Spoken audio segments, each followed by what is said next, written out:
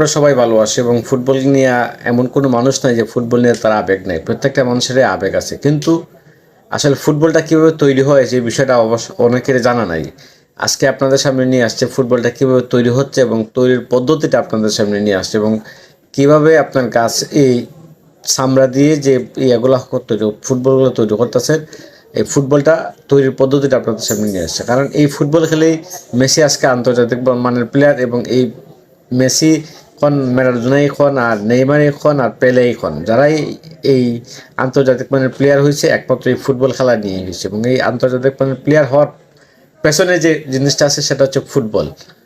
এটা হচ্ছে এমন ফুটবল যে ফুটবল পায়ে লাগ, এটা হচ্ছে হাতে লাগলে হ্যান্ডবল, আর পায়ে লাগলে হলো ফুটবল। এই ফুটবলটা কীভাবে তৈরি করতেছে, এই তৈরির পদ্ধতিটা আপনাদের সামনে নিয়ে আসছে। এবং এই ফুটবল তৈরির পদ্ধতিটা যাদের ভালো লাগবে, আশা করি সবাই শেয়ার দিবেন আর পেজটাকে ফলো দিয়ে সবাই সব পাশে থাকবেন।